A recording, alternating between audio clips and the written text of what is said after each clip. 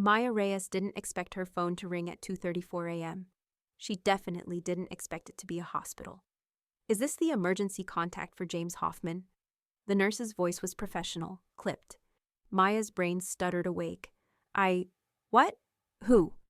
James Hoffman. You're listed as his emergency contact. He's been admitted to Mercy General. Head trauma from a car accident. He's stable, but we need someone here to make medical decisions if... There's been a mistake, Maya interrupted, sitting up in bed. I don't know anyone named James Hoffman. A pause. You're Maya Reyes? This number? Yes, but... Then you're his emergency contact. Can you get here within the hour? I'm telling you, I don't know him. You have the wrong person. Ma'am, he was very specific when he filled out his intake form 6 months ago. Your name, your number, you're the only contact listed. Maya's heart was pounding now. What hospital? Mercy General, 4th floor ICU. I'll be there in 20 minutes. She hung up and stared at her phone. James Hoffman. The name meant nothing to her, but someone was in a hospital bed right now, hurt and alone, with her name as their only lifeline. She got dressed. The ICU was too bright and too quiet at the same time. Maya found the nurse's station and was directed to room 447. Through the glass partition she could see him. 30s, maybe. Dark hair, a nasty bruise spreading across his forehead, bandages on his left arm, machines beeping steadily, and he was handsome. Even unconscious and battered, there was something striking about his face. Strong jaw. The kind of bone structure that belonged on magazine covers. The nurse appeared beside her. He hasn't woken up yet, but the scans are good. Doctor thinks he'll come around in a few hours. I still don't understand why I'm here, Maya said. I don't know this man.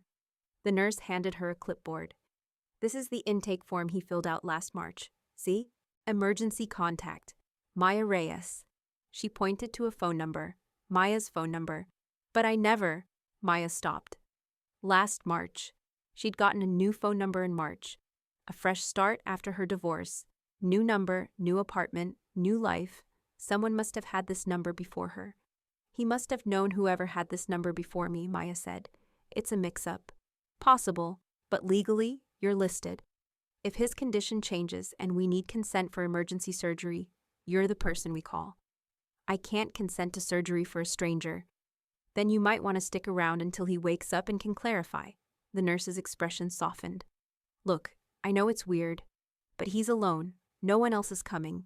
You don't have to stay, but you're here. That's more than most people get. Maya looked at the man in the bed. Alone. No one else listed. Just a disconnected phone number that now belonged to her.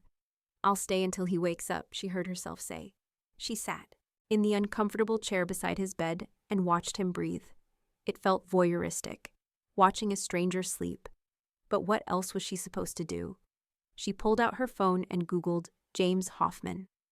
147 million results. Great. She added Seattle to narrow it down. Better. Still hundreds of results, but she started scrolling. James Hoffman, attorney. Not him, that guy was 65. James Hoffman, restaurateur. Owned 3 high-end places downtown. Possible.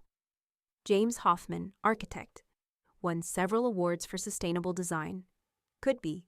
She was about to dig deeper when his eyes opened. He blinked slowly, disoriented. His gaze swept the room, landed on her. Confusion flickered across his face. Who are you? Maya Reyes. I'm... Apparently your emergency contact. What?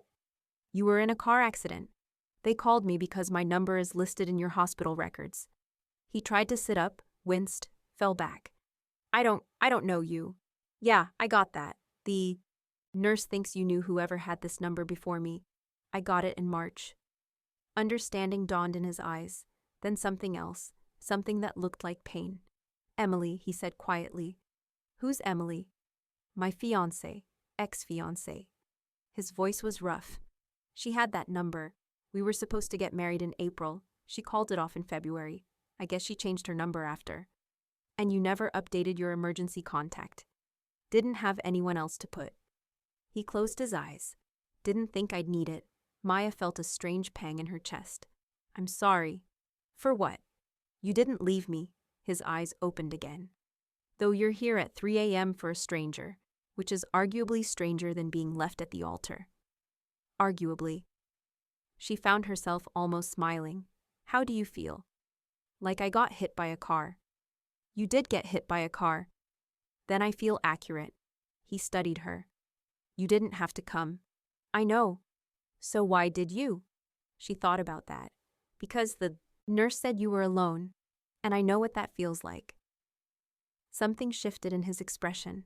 Yeah, me too. They sat in silence for a moment. Then Maya stood. Well, you're awake. You can update your emergency contact now. I should go. Wait, she paused. Thank you, he said. For coming, for staying. You didn't owe me that. No one owes anyone kindness, Maya said. But that doesn't mean we shouldn't give it anyway. She started to leave. Maya, she turned back. If you're free sometime, coffee, as a thank you. And maybe so I can explain why I'm pathetic enough to have my ex's number as my only emergency contact for 6 months. She should have said no. This was weird. He was a stranger. This whole situation was absurd. Instead, she said, I'm free Friday. There's a place on Pine Street. Cafe Umbria, noon. His smile was crooked, probably from the pain meds. I'll be there, if I'm released by then. If you're not released by then, you have bigger problems than coffee. She left before she could change her mind. Friday afternoon, Maya walked into Cafe Umbria and spotted him immediately. He was sitting at a corner table, bruised now a spectacular shade of purple-yellow. His left arm was still bandaged, but he'd traded the hospital gown for jeans and a button-down. He stood when he saw her, moved a little stiffly, but mobile. You came, he said. You sound surprised. I gave you a lot of outs. Strange man in hospital isn't usually a promising start. No, she agreed, sitting down. It's not. He flagged down the barista, and they ordered. Americano for him, latte for her. When they were alone again, he leaned back and studied her. So, Maya Reyes, tell me about yourself. That's a very open-ended question. I'm an architect. I like open-ended spaces. She smiled despite herself. I'm a high school English teacher. I like structure and well-constructed sentences. Noted. How long have you been, teaching? 8 years. What kind of architecture do you do? Sustainable design, green buildings, the kind that make developers groan about budgets, but make me sleep better at night. Idealistic. Guilty. You said you know what it feels like to be alone. Can I ask about that? She hesitated. I got divorced last year. My ex-husband was not great. Controlling, isolating. By the time I left, I'd lost touch with most of my friends. I'm rebuilding. I'm sorry. Don't be. It was the right choice, just a lonely one. And the new phone number in March? Fresh start? He kept calling, texting. I needed a clean break. James nodded slowly. Emily left me for her boss. Found out she'd been having an affair for 8 months. The wedding was 2 months away. Invitations were already sent. God, I'm so sorry. Yeah, it was rough. Still is, honestly. He traced the rim of his coffee cup. I keep thinking I should be over it. It's been almost a year, but some days it still feels fresh. That's normal. Grief isn't linear. Is that the teacher talking or personal experience? Both. They sat in comfortable silence for a moment.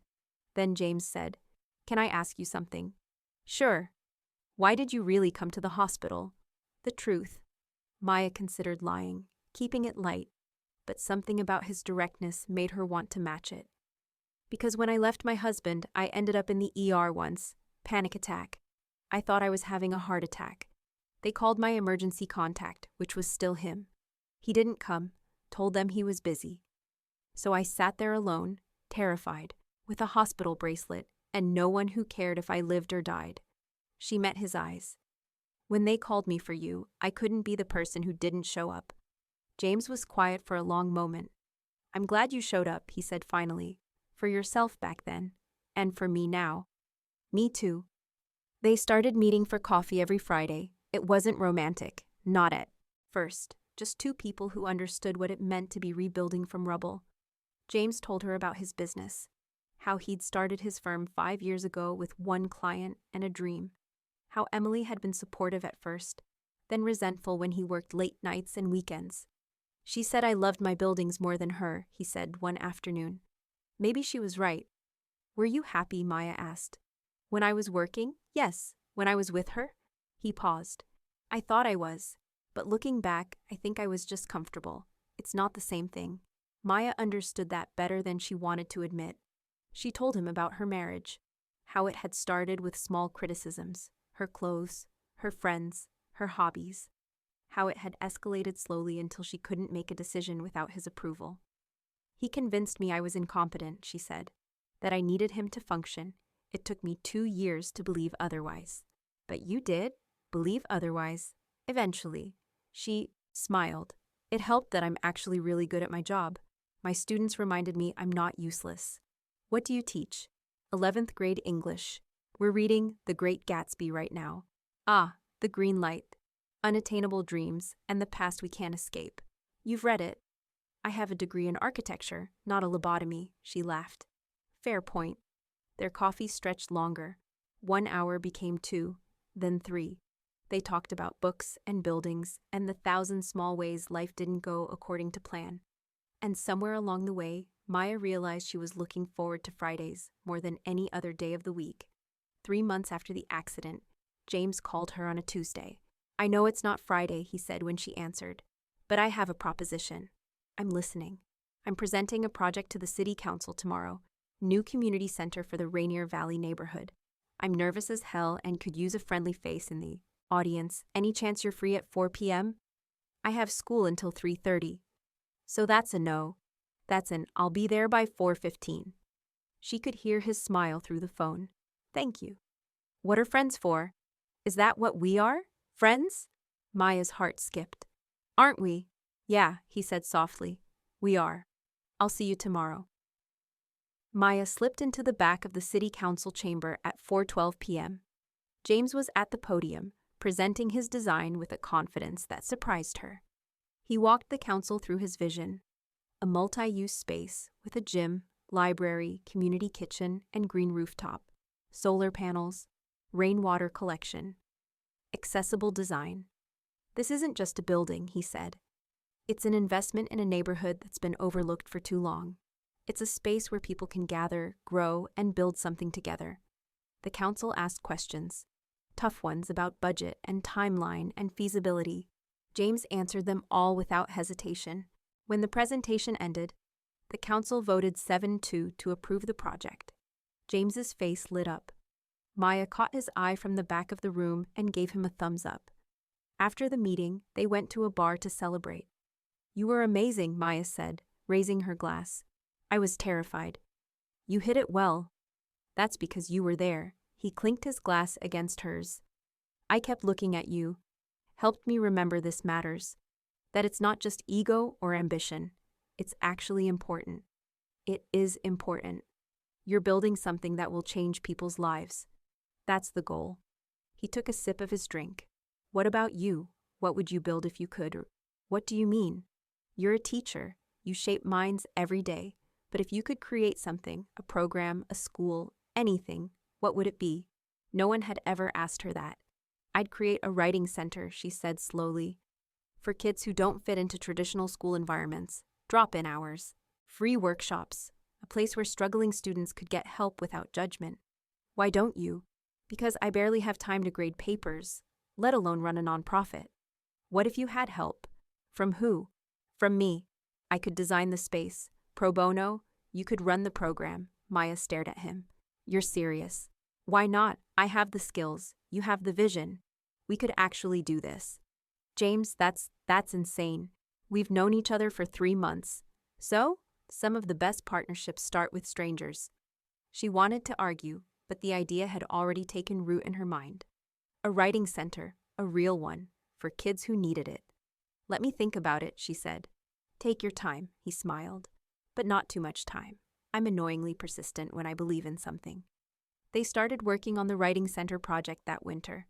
James sketched designs on napkins during their Friday coffees.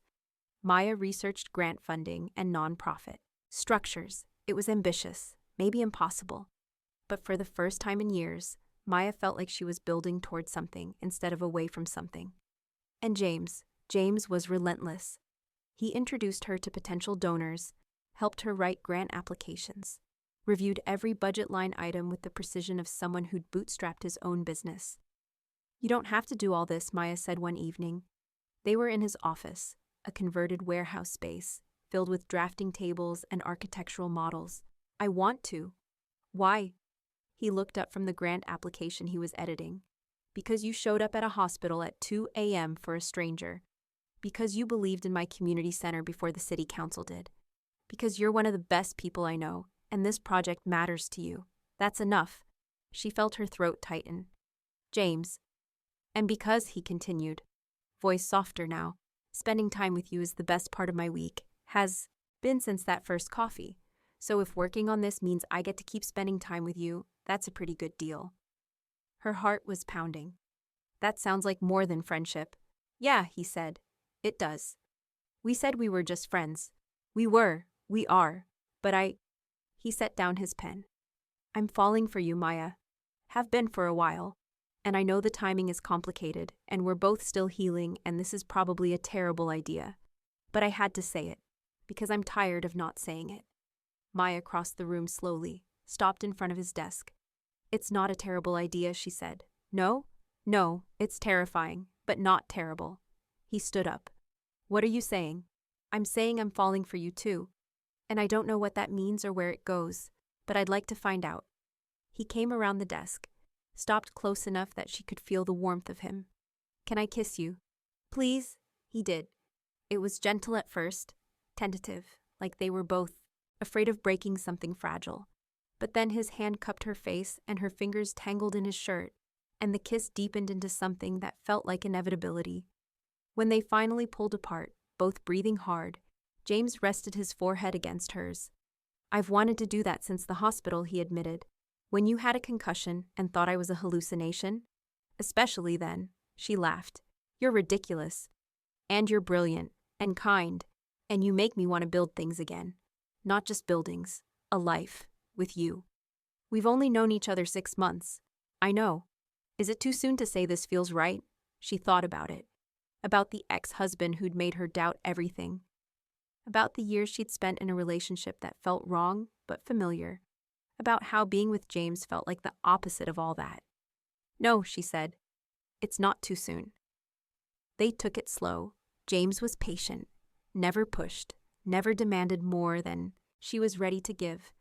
Their Friday coffees became Friday dinners, then Saturday brunches, then spontaneous weeknight visits, where they'd end up talking until 2 a.m. about everything and nothing. Maya met his friends, a tight-knit group of architects and engineers who welcomed her warmly. James met her students when he came to speak at Career Day, talked about sustainable design and following your passion even when it's hard. The kids loved him. Of course they did. And through it all, they worked on the writing center. They secured a grant, found a space to lease, recruited volunteer tutors. 6 months after that first kiss, they held the grand opening. It was a small event, maybe 30 people, but it felt huge. Maya stood in the center of the room, bright and welcoming, exactly as James had designed it, and felt tears prick her eyes. "You did it," James said, coming up beside her. "We did it." "No, this was your dream. I just helped build the container," she turned. To him, "It wouldn't exist without you." "Maybe, but it wouldn't matter without you running it." She kissed him. Right there, in front of everyone. When she pulled back, he was smiling. "What was that for?" "For answering a phone call you didn't have to, for showing up when it mattered, for building something beautiful with me. Always," he said. "That's not going away." 1 year later. Maya woke up to sunlight streaming through unfamiliar windows. It took her a second to remember where she was. James's loft. Their loft now. She'd moved in 3 weeks ago. She rolled over to find him already awake, propped up on one elbow, watching her. "Creepy," she said, but she was smiling. "Romantic," he corrected. "Agree to disagree." He kissed her forehead. "Coffee." "Please." While he made coffee in the kitchen, Maya checked her phone. 17 new emails about the writing center. It had grown beyond her wildest expectations.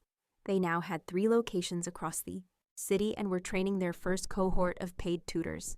Her phone buzzed with a text from James. "Come to the kitchen, I have something for you."